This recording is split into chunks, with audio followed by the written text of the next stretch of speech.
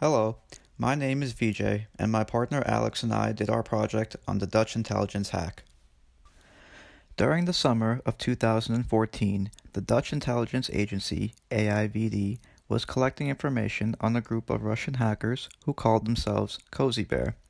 Nowadays, almost everyone has access to the same equipment. It's just a matter of which side can use them better. The equipment that was previously mentioned before are computers and computer programs.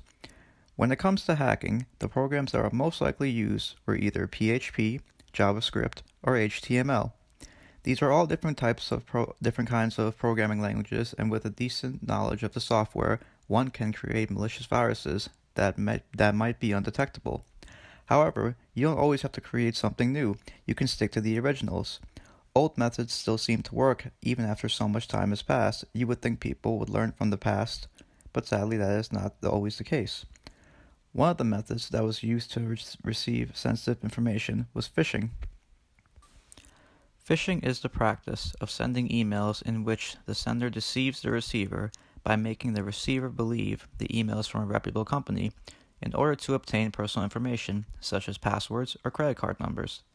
Phishing is one of the simplest and most effective kinds of hacking because many people will still fall for it. Phishing comes in many different kinds of forms, such as spear phishing and clone phishing. Spear phishing is directed at specific people or companies and also has the highest success rate of people falling for it. Clone phishing is when a previously legitimate email contains a malicious attachment or link to trigger its receiver to open it.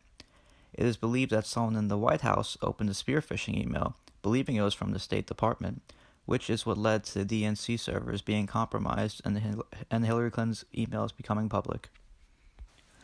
Cozy Bear had set up their station inside of an area in the university, typically with around 10 people or so. There is a security camera which recorded every single person who walked in or out of the area, which also happened to see every Russian hacker that entered or exited. AIVD was able to achieve access to this camera. Not only did AIVD not have to risk being discovered by placing any of their own cameras or other recording devices, they were able to already use the set devices without Cozy Bear knowing whatsoever. After reviewing the footage of the people, AIVD then compared them to known Russian spies. Even though AIVD did not have to risk using their own equipment, there were still other obstacles they had to get past. Just about everything you do on a computer leaves some kind of virtual fingerprint. When someone attempts to copy, move, or delete files, the network activity will show as such. The same goes for AIVD accessing the cameras and monitoring Cozy Bear's activities. Had someone in Cozy Bear were monitoring the traffic very thoroughly, AIVD would have most likely been discovered at some point. Although a skilled hacker can make it look like normal activity going through the Russian servers, which would help avoid any unwanted complications.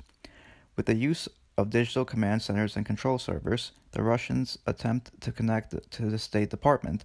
The Americans were completely taken by the surprise by the Russian aggression. CNN went as far as calling it the worst hack attack ever. It was so bad that the State Department almost cut off all email servers for the weekend. There are still many unknown factors and methods that the Russian hackers use, which led to the infiltration of the DNC servers. The Dutch intelligence considered Cozy Bear a part of the SVR, which is the Russian Foreign Intelligence Service, in which the group would be taking orders directly from Vladimir Putin himself. If that's really the case, then this is only the beginning of many future attacks from nations across the globe. If the Dutch had not interfered with the Russians and warned us of the impending attacks, the results could have been far worse than they originally were. Technology is only advancing more and more each day, and we will most likely be carrying out the majority of attacks online. Why put yourself at risk physically when you can attack your opponent online? Whether it be through economic means or actual physical damage, a large knowledge of programming and hacking can make or break your enemy.